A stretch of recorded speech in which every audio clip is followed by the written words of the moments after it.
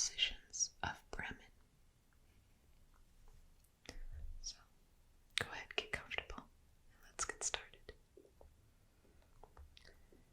A certain man had a donkey that had served him faithfully for many long years, but whose strength was so far gone that at last he was quite unfit for work.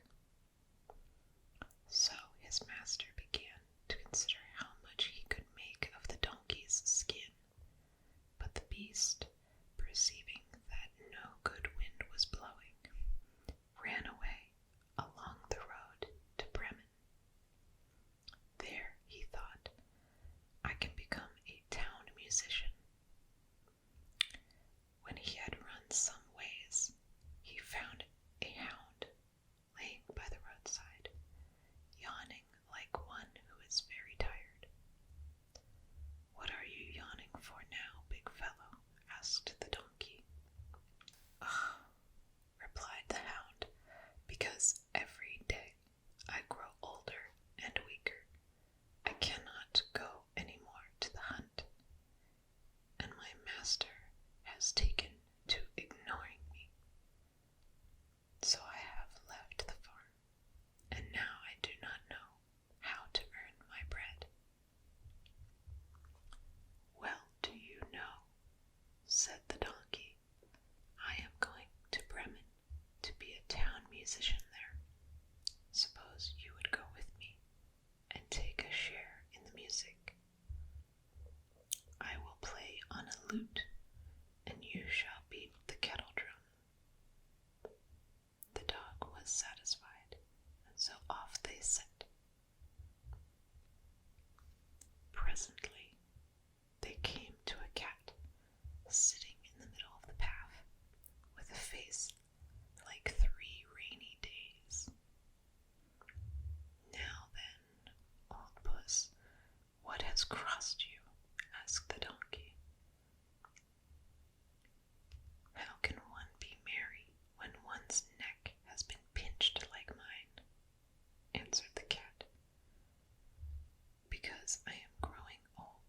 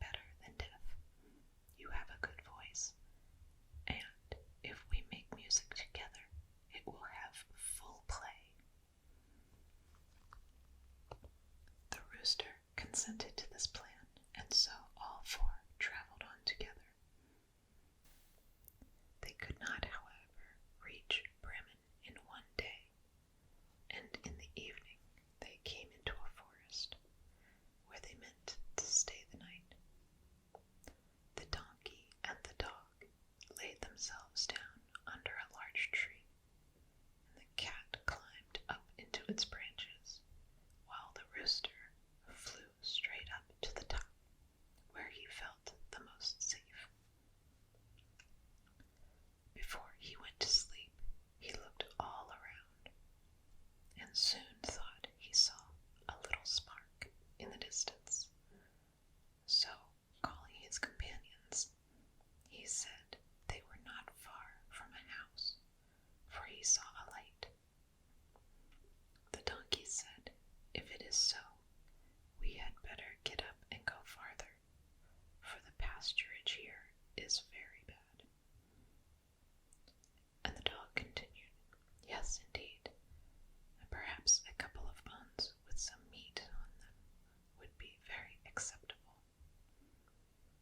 So they made haste toward the spot where the light was, and which now shone brighter and brighter until they came to a well-lighted cottage.